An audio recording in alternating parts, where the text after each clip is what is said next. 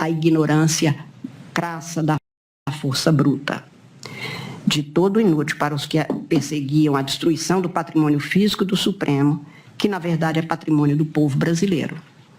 A inspiração que anima as estruturas concebidas pelo gênio de Niemeyer, assim como os valores que informam a atividade jurisdicional dessa casa, jamais serão atingidos ou subjugados pela barbárie, nem pela barbárie. Seus juízos se sentirão intimidados.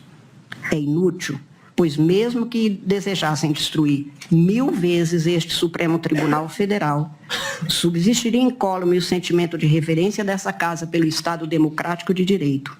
E 1001 vezes reconstruiríamos este prédio, como fizemos agora, sem interromper um só instante o exercício da jurisdição, graças à tenacidade dos que respeitam as instituições e amam a democracia. Mas ela então advertia: isso não desfigura a invasão criminosa, nem ameniza o ataque covarde, nunca antes perpetrado contra as instalações dessa Suprema Corte. E dizia: assevero, em nome do Supremo Tribunal Federal, que uma vez erguida da justiça clava forte sobre a violência cometida em 8 de janeiro, os que a conceberam, os que a praticaram, os que a insuflaram e os que a financiaram serão responsabilizados com o rigor da lei nas diferentes esferas. Só assim se estará a reafirmar a ordem constitucional, sempre com observância ao devido processo legal, resguardados a todos os envolvidos as garantias do contraditório e da ampla defesa, como exige e prevê o direito penal de índole democrática. Fecho as aspas para dizer que 2 anos e meio, 2 anos e 8 meses depois daquelas práticas, seguindo os termos da legislação vigente, cumprindo o papel constitucional que nos é incumbido de guardar a Constituição e garantir nos termos do artigo 1º o Estado Democrático de Direito, essa ação penal tem um momento de julgamento daqueles que, nos termos do órgão acusador, com os argumentos amplamente postos pela defesa dos réus, estão na condição dos que teriam, em alguma parcela diferenciada, concebido, praticado atos, insuflado e cometido as condutas delituosas que culminaram naquelas terríveis práticas. A democracia brasileira não se abalou. Os prédios foram reconstruídos. A hora é de julgamento.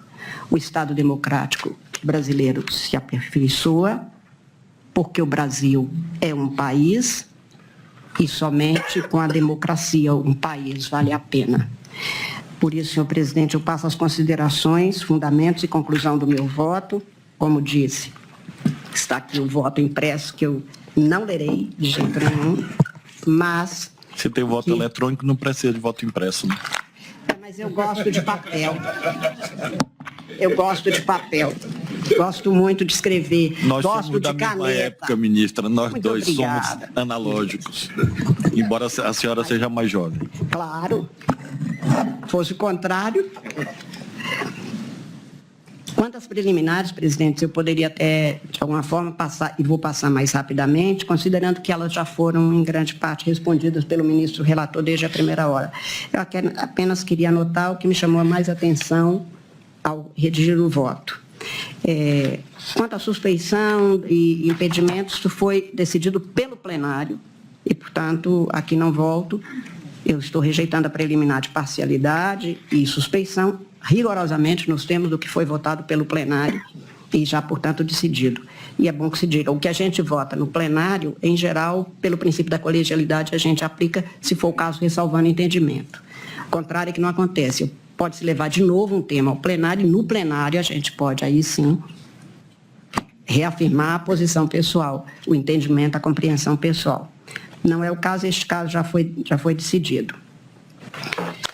Também se alegou defesas, que eu no voto alinho de cada um, quem fez a advertência, defesas sobre a competência deste Supremo Tribunal Federal e desta primeira turma para processar e julgar esta causa. Presidente, esta causa, como outras que vieram, entre esses 19 anos e meio integrando este Supremo, este tema veio para nós desde 2007, quando houve o recebimento da denúncia no caso da ação penal 470. Eu sempre votei do mesmo jeito. Entendi que, pelas características e pelas pessoas que foram indicadas, umas se fazendo acompanhar de outras que tinham foro, eu sempre entendi que a competência era do Supremo Tribunal Federal.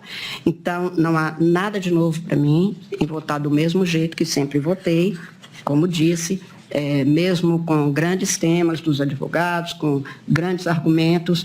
Me lembro que em 2012, por exemplo, o ministro Márcio Tomás Bastos chegou também à tribuna, junto com outros advogados, a sustentar a mesma tese, e não há o meu convencimento sobre isso, com base na legislação, que neste caso é interpretada de maneira diferente, com toda certeza.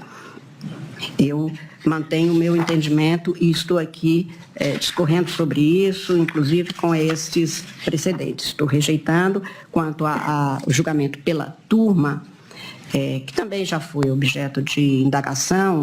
Um dos nobres advogados sustentou até da tribuna, que, ao sustentar da tribuna, dizia que este argumento já está vencido pelos precedentes, mas, de toda sorte, apenas para ficar claro que houve mudanças de regimento, nas mudanças regimentais sempre se asseverou as razões disso, cada um votou de acordo com a sua compreensão, e por isso mesmo eu mantenho o que o plenário também já decidiu na matéria, e principalmente com base nas normas regimentais. Eu acho que seria um casuísmo gravíssimo, e aí quebraria o princípio até da igualdade na aplicação do direito, que alguns fossem julgados não depois da mudança e da fixação das competências que nós já exercemos numerosíssimas vezes, e voltar atrás nessa matéria. Estou rejeitando a preliminar. Quanto a... Essa aqui não foi. A preliminar de cerceamento de defesa, especialmente no que se refere à limitação de tempo para acesso às provas, do que se tem nos autos, e eu estou citando longamente, consta do processo com detalhamento, e isso aqui já foi apresentado na sessão de anteontem pelo ministro relator, a formalização de despachos do ministro relator, assegurando às defesas amplo acesso às provas, aos documentos desde antes da denúncia até a fase dessa ação penal, sem nenhuma ofensa, portanto, aqui. Foram apresentados os pedidos formulados, o que se falou aqui de um conjunto, documento que teria sido um acúmulo muito grande. Primeiro que a dimensão destes arquivos, ou dos terabytes, quantos foram, aquilo pode ser desde um vídeo até um conjunto de anotações a compor isso aí. Há algumas coisas que eu fiz questão de deixar assentado no meu voto. Houve acesso aos documentos, uma parte deles foi levado a pedido da defesa, ou de algumas das defesas. Houve, o Ministério Público afirma, muito antiga jurisprudência, no sentido de que, sem nulidade, sem prejuízo comprovado, não se declara nulidade, e, portanto, não houve essa comprovação. O ministro relator chegou a apresentar a tabela com tudo que estava disponível e como estava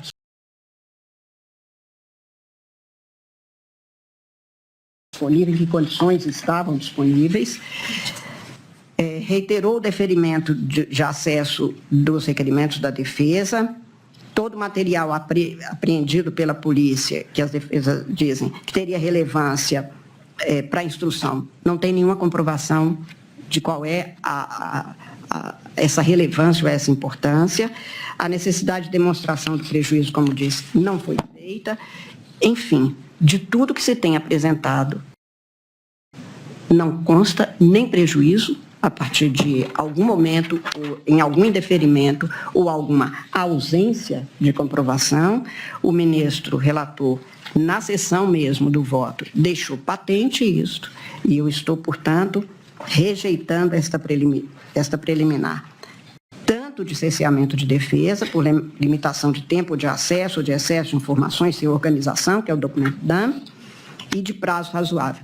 E aqui, presidente, eu queria fazer uma referência, que consta também no meu voto, que muito se fala, foi rápido demais esse julgamento.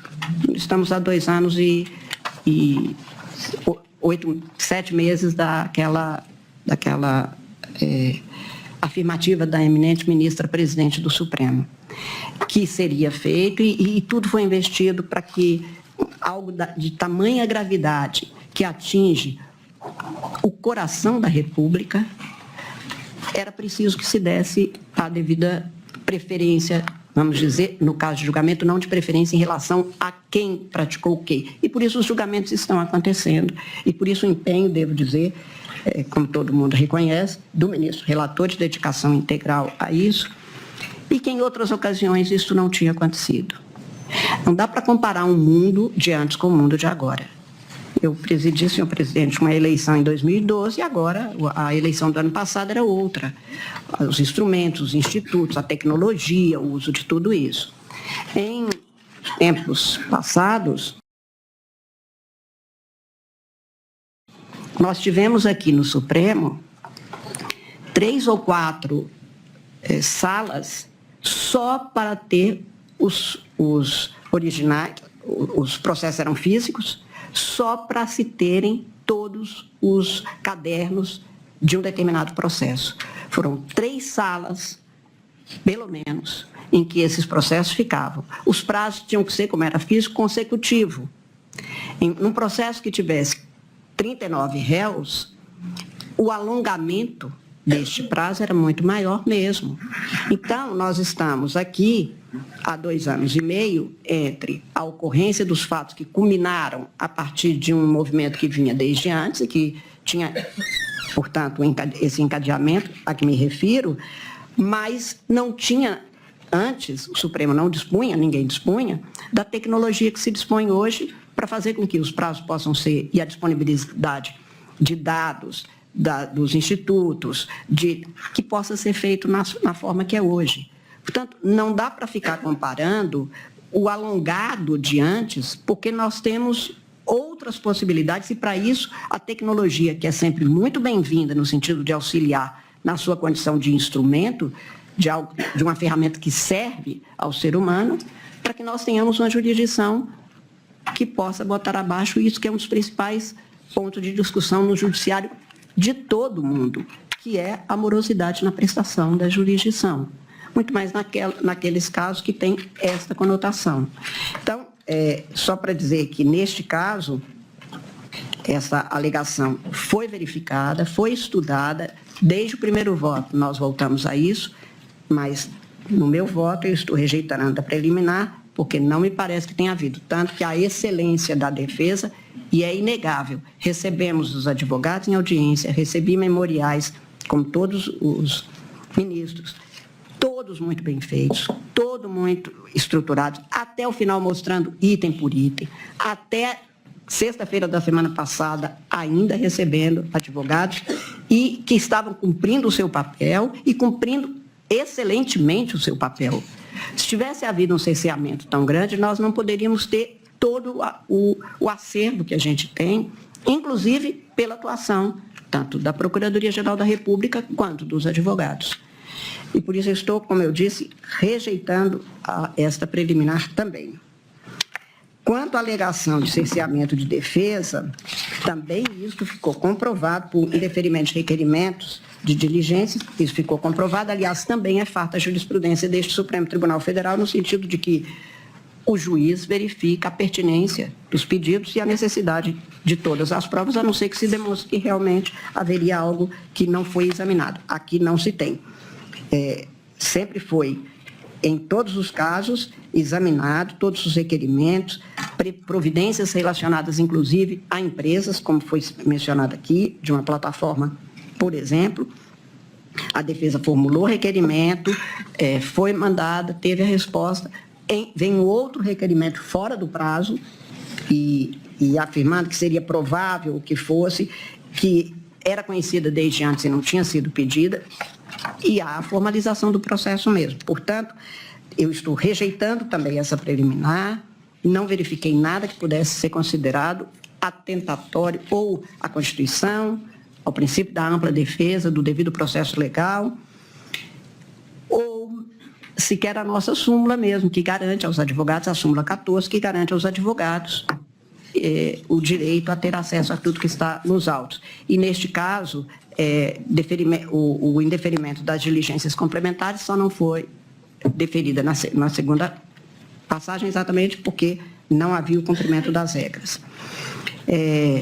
Sobre a suspensão de processo, nós até já resolvemos isso em questão de ordem, o acórdão foi publicado, não houve recurso da parte, embora agora o advogado, cumprindo o seu papel, volta com o assunto. Mas já foi decidido em questão de ordem, foi publicado o acórdão e não houve recurso contra aquele julgado.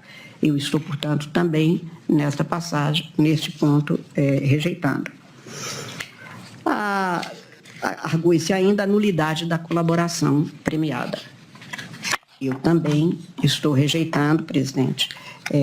E aqui, depois de examinar, não apenas naquele primeiro momento de recebimento de denúncia, em que ficou resguardado o direito de que voltaríamos a todo acesso, mas o nobre advogado, ou os nobres advogados do colaborador, foram definitivos, porque o dado principal do que se alegou foi que não teria havido voluntariedade. O colaborador voltou, reafirmou, desde as primeiras defesas até as alegações finais e a sustentação oral, que o colaborador atuou livremente, espontaneamente, porque queria, e por isso não há nada que possa infirmar isso, menos ainda o outro, ainda que com interesses legítimos de parte, como de um outro réu, dizer que ele não estava à vontade ou espontâneo ou com a voluntariedade no sentido de livremente poder anuir. Fosse isso, ele teria tido todas as oportunidades em que esteve perante os julgadores, perante os órgãos de investigação, que estava sempre com seus advogados, estava sempre questionado sobre isso e reiterava a sua vontade de colaborar. Portanto, não consta dos autos, absolutamente não consta dos autos, que haveria algo a macular a colaboração premiada, no sentido de que não estaria presente a voluntariedade. Aliás, a última vez foi da tribuna, semana passada, em que ele disse que ele livremente, voluntariamente, quis fazer a colaboração.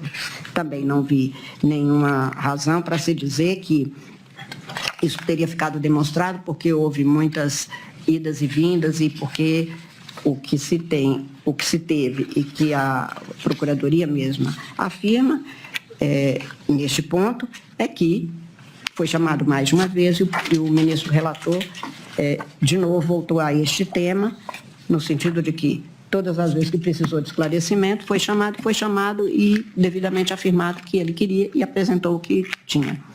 E não é possível se dizer, presidente, que uma pessoa que fez uma vida toda numa corporação sujeita a uma hierarquia, mencionar atos obviamente ilícitos de seus superiores não é tarefa fácil mesmo. É preciso que a gente veja tudo isso com a humanidade que é própria do que estamos fazendo, lidar com atos praticados por seres humanos com todos os seus limites, desde que isto não contamine aquilo que é o comportamento que se espere. E não vi aqui nenhum comportamento que não fosse demonstrativo de que o colaborador, espontaneamente, voluntariamente, atuou, e o que ele disse, do que ele disse, que é apenas um meio de prova, e do que ele disse, retiraram umas tantas e quantas linhas de investigação e depois alicerces da acusação perfeitamente coerentes com o que a legislação prevê. Portanto, estou rejeitando esta preliminar. Alegação também como preliminar, de nulidade do processo por participação, pelo indeferimento de participação nos interrogatórios, voltei a todos os documentos, estou transcrevendo, presidente. Acho que muito diferente do alegado, pelas defesas, o ministro deferiu a participação nas audiências de instrução na forma pedida, como ouvinte, estava expresso, pelo menos como ouvinte, e foi deferido desse jeito. Então, não há muito o que se dizer. E a alegada também, estou rejeitando a preliminar, que não teria havido a gravação na acariação. Também o ministro relator mostrou as razões pelas quais a possibilidade, ou a plausibilidade, mais do que isso, de vazamento, poderia contrariar até a nossa súmula mesmo, porque poderiam prejudicar outras diligências de outros processos, ou até o comprometimento, e por isso mesmo é que o indeferimento foi motivado com suficiência. Alegou-se também violação ao sistema acusatório e ao direito ao silêncio. O sistema acusatório nós já até examinamos também em outras ocasiões e já refutamos. Quanto ao direito ao silêncio, foi respeitado como se mostrou. Constou o registro das questões que seriam feitas e assegurado que ele não responderia como é próprio do direito constitucional, o direito ao silêncio. O direito ao silêncio para não fazer prova contra si mesmo. E isto foi devidamente assegurado, então realmente não tinha nenhum sentido esta preliminar que foi arguída. No mérito, presidente, senhores ministros, o Procurador-Geral da República denunciou Alexandre Ramagem Rodrigues, Almir Garnier Santos, Anderson Gustavo Torres, Augusto Heleno Ribeiro Pereira, Mauro César Barbosa Cid, Paulo Sérgio Nogueira de Oliveira e Walter Souza Braga Neto, pelos crimes de organização criminosa, pela tentativa de abolição violenta do Estado Democrático de Direito, pela tentativa de golpe de Estado, dano qualificado, pela violência e grave ameaça contra o patrimônio da União e o dano de patrimônio da União pelo 62.1 da Lei 9605. Eu fiz uma descrição no meu voto sobre os crimes, que penso deles, o que é a compreensão, e depois a cada um como se enquadrariam as condutas e quais condutas, se fosse o caso, e não vou fazer neste momento, que acho que não é próprio mesmo, presidente, a participação maior ou menor, porque nós vamos fazer isso quando tiver a fixação, a definição de pena, se for o caso, e das penas, portanto, é que se ressairá a atuação proeminente, maior ou menor de cada uma. E, portanto, deixo isso só para esta fase. Mas sobre os crimes, rapidamente também passo, que quanto à organização criminosa, que é um tema que o Supremo Tribunal Federal tem enfrentado em numerosíssimas ações penais, em inquéritos, até em habeas corpus, nós muitas vezes nos debruçamos sobre as alegações sobre isso, a Procuradoria afirmou exatamente, e acho, e já antecipo que para mim fez prova cabal, de que um grupo liderado por Jair Messias Bolsonaro, composto por figuras chaves do governo, das Forças Armadas e de órgãos de inteligência, desenvolveu e implementou plano progressivo e sistemático de ataque às instituições democráticas, com a finalidade de prejudicar a alternância legítima de poder nas eleições de 2022, minar o livre exercício dos demais poderes constitucionais, especialmente do poder judiciário. Para mim, todo o estudo feito me leva aqui a concluir que a prova nos autos do desenvolvimento de uma empreitada criminosa dos réus, que, como foi apurado, se utilizaram de um modus operandi da denominada milícia digital para propagação de ataques ao judiciário, de uma forma muito especial ao sistema eleitoral, às urnas eletrônicas, e a urna tem um peso enorme quando se fala sobre urna. A urna hoje é efetivamente algo do povo brasileiro. Qualquer manifestação que se tenha, até manifestações populares, nós temos a referência à urna, que é mesmo, como tudo que é público é do povo, mas neste caso como algo que foi sendo implantado para que a gente ultrapassasse problemas que nós já tivemos do sistema eleitoral brasileiro no início do século passado, e em tudo isso essa propagação é importante e somente com uma organização é que a gente poderia ter isso. Não são atos soltos, não é um que pensou isso e o outro também pensou, até mesmo a forma de divulgar que a urna não era crível, que havia fraude nas urnas, o que nunca foi questionado antes, até porque a urna foi implantada, urna eletrônica, de 96 para cá, sempre com o povo brasileiro atuando junto. Nós nunca cogitamos de aplicar a todo o povo uma novidade da urna. Isto desde sempre. Isto é um modelo. E por isso nós nos tornamos, o que não é comum nós assumirmos que temos no Brasil, a condição de sermos matriz de um modelo, matriz, portanto, para que se tivesse modelarmente um sistema de votação com a eficiência e a segurança e a transparência que nós temos. Tudo que se inventa a respeito de algo é para plantar uma desconfiança, e mais adiante eu falarei, isto precisa de uma série de atos. Isto nunca é um ato isoladamente tomado, é fácil de ser considerado de menor importância. Quando se põe no encadeamento, é que se vê. Isso não vale só neste caso. Por exemplo, uma organização criminosa que pratica uma série de crimes, e a gente fala, uma organização criminosa do tráfico. Mas quando o traficante faz um sequestro e ali se tem uma pessoa que leva a comida para o sequestrado, nós colocamos essas pessoas todas porque elas atuam de forma indireta ou direta, mas de forma imediata ou imediata, e isso é feito desse jeito. Isso é a ideia de organizar, isso é o conceito de uma organização criminosa. No caso de organização criminosa que buscava o poder, que queria atingir e sequestrar a alma da República, impedindo a validade do processo eleitoral, isso é muito mais grave e muito mais espalhado na sociedade. E eu lembro, presidente, que não é infrequente nem incomum, lamentavelmente, nestes tempos de tanta notícia sobre o desmantelamento, a tentativa de desmantelamento das instituições democráticas como pensada desde o final das guerras mundiais do século XX, desde então, nós temos a consolidação de modelos democráticos. E estes últimos anos em que a gente vê esta chamada erosão democrática, ou tentativa de erosão democrática, a questão eleitoral é posta no centro dela. A questão da validade da representação é posta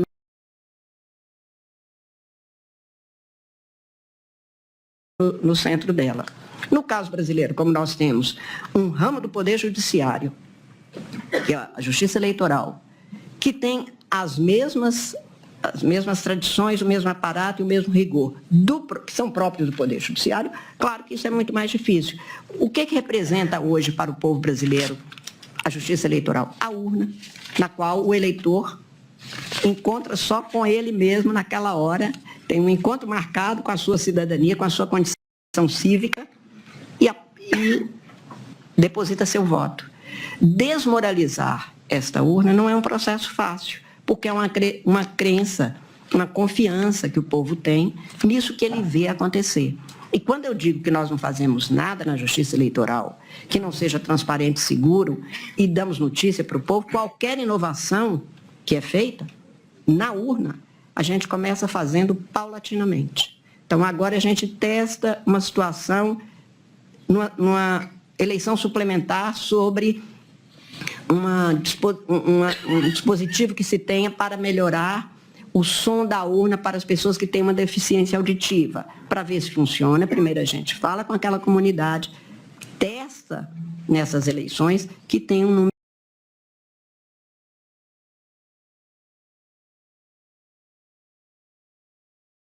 número menor. Isto vai se alargando para que a gente tenha a legitimação permanente e o conhecimento do cidadão e da cidadã sobre o que está se passando. Portanto, a tentativa de desmoralizar o processo eleitoral é isto, uma tentativa que veio marcada de combalir mais e mais o Poder Judiciário, veio marcado, como foi mostrado aqui, com uma série de comportamentos delituosos que foram se somando, que foram se encadeando, se concatenando E se diz, mas nem todo mundo sabia de tudo. Mas nenhuma organização, todo mundo sabe de tudo. Aliás, se todo mundo souber de tudo, talvez ela nem dê certo, não sei. Sou especialista nisso.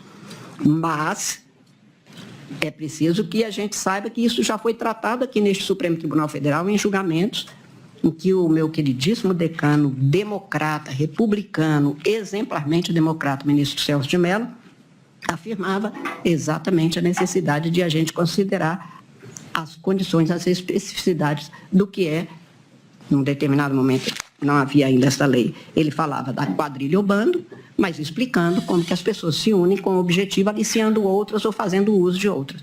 Golpe de Estado, muito mais é isso. Portanto, pois não. Permite Sempre. um rápido à parte. Na verdade, não vai ser tão rápido quanto o do ministro Flávio Dino, mas será o único.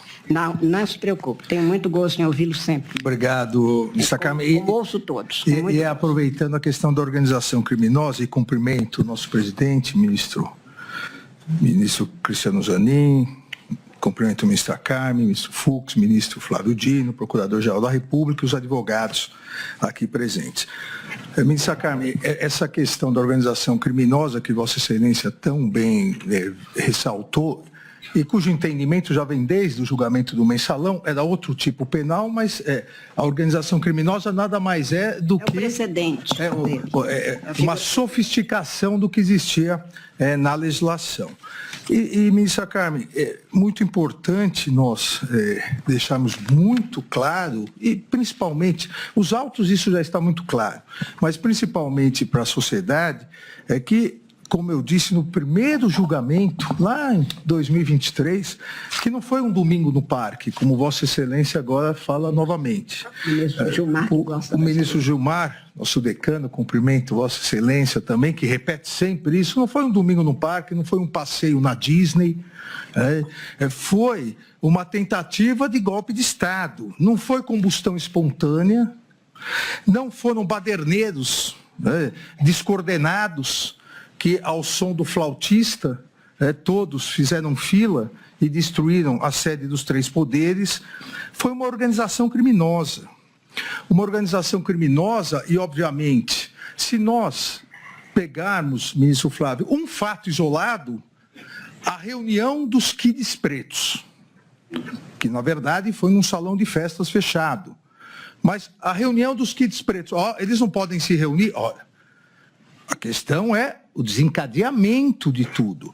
É por isso que desde a utilização dos órgãos públicos, que eu demonstrei no meu item 1, e houve toda, e Vossa Excelência agora bem colocou, houve toda uma organização e uma utilização de GSI, ABIN, Ministério da Justiça, com a utilização da PF e da PRF, obviamente de parte dessas pessoas, Ministério da Defesa, a questão das urnas. Diga, ministro, e eu tenho certeza que Vossa Excelência também, que nós não estamos aqui julgando instituições. Exatamente. Nenhuma. Até porque, em qualquer local que haja presença humana, pode haver um ou outro desvio. Não estamos, até porque, neste caso, o Ministério da Justiça foi o primeiro ministério criado no Estado brasileiro e é de uma enorme importância, e o fato de alguém lá, no uso desta função, que já foi ocupada por Vossa Excelência, pelo ministro Flávio Dino, não se andarem bem como se exige, não significa que o Ministério da Justiça, ele pode ser considerado até vítima, como o Brasil já foi, como a Petrobras já foi. Não pode ser considerado de jeito nenhum, como se nós estivéssemos falando. Vale o mesmo para as Forças Armadas, vale o mesmo para a Polícia Federal, para a Polícia Rodoviária Federal. São pessoas que se organizam fora e até se valendo destes cargos nessas instituições. Apenas, e para a Presidência da República, a mesma coisa. E talvez por isso é que o Ministério Público, o Procurador-Geral da República, identificou núcleos. Exato. Porque as funções e o que eles desempenhavam, tudo voltado para o mesmo fim, liderados por uma pessoa, por uma figura central, e mesmo quando não se tinha a amostragem de que aquela liderança comparecia. É exatamente isso, por isso é que é uma organização. Ministra Carmen, exatamente assim como no primeiro dia, quando votei, eu ressaltei a questão das Forças Armadas, que as Forças Armadas, e principalmente 2 dos 3 comandantes, honraram a farda que vestiam, isso vale, como Vossa Excelência disse, para a Polícia Federal, para a Polícia Rodoviária Federal, que combatia diuturnamente esses grupos que tentaram se apoderar do Estado. Essa organização criminosa, liderada por Jair Messias Bolsonaro, tentou simplesmente se apoderar do Estado. Com o discurso, que Vossa Excelência lembrou agora, com o discurso de desnaturar a questão democrática no sentido de deslegitimar as urnas, fraude à eleição, jogar o povo contra o judiciário, jogar o povo contra a justiça eleitoral, com 2 objetivos claros, que são exatamente os objetivos que não alcançaram, mas fizeram atos executórios e consumaram os crimes, calar o Poder Judiciário para acabar com o sistema de freios e contrapesos, em especial o Supremo Tribunal Federal e o Tribunal Superior Eleitoral, e se perpetuar no poder independentemente de eleições. Essa organização criminosa, e esse é o sentido do meu à parte, ministra Carmen, fortemente armada, e já foi reconhecido aqui, já a maioria nesse sentido da condenação de 2 réus, o colaborador Mauro Cid e o general Braga Neto, em virtude do planejamento Punhal Verde e Amarelo e a Operação Copa 2022, onde havia forte armamento, então, a grave violência, a utilização de armas para a violência, os autos demonstram, e grave ameaça. E era uma instituição permanente que caracteriza a organização criminosa, e como toda organização criminosa, ela tem uma finalidade. Mas, por óbvio, para atingir essa finalidade, ela pratica crimes indeterminados. Vossa Excelência bem disse, as organizações criminosas, cartéis de drogas, qual é a finalidade? Se enriquecer vendendo drogas, mas praticam homicídios, sequestros, roubos. Essa organização criminosa queria calar o judiciário, o sistema de freios e contrapesos, o Estado Democrático de Direito, e, ao mesmo tempo, se perpetuar no poder. Se para isso precisasse matar um ministro do Supremo Tribunal Federal, envenenar um presidente da República, praticar peculato, uso, utilizando os poderes de Estado, são crimes indeterminados. Crimes para chegar ao seu objetivo. E isso, ministra Carmen, é muito importante, porque está, como salientei no meu voto, fartamente comprovado que a liderança criminosa, além dessa grave violência, além de existir um armamento pesado, forças especiais, e aqui também faço, presidente, uma ressalva, porque acabaram, e corretamente se noticiando, mas as forças especiais, os chamados kits pretos, acabaram ficando com estigma, em virtude de alguns componentes que fizeram, que atravessaram o Rubicão para práticas delituosas. Mas as forças especiais são importantes dentro do Exército, e o Exército brasileiro é uma arma digna historicamente no Brasil. Agora, quem bolou todo esse discurso a partir dos réus Alexandre Ramagem, a BIM Paralela e Augusto Heleno, mas quem executou tudo foi o próprio líder, Jair Messias Bolsonaro. E aqui, presidente, ministra Carmen, é sempre presidente, porque foi quem me deu posse no Supremo em 22 de março de 2017. Espero que não esteja arrependida. Agora não dá mais. Quem sempre foi, além de líder, o ponta de lança desse discurso populista que caracteriza as novas ditaduras no mundo todo, foi Jair Messias Bolsonaro, para desacreditar o poder judiciário. Então, fraude às urnas, deslegitimação da justiça eleitoral e do poder judiciário, necessidade de intervenção militar, perpetuação do poder.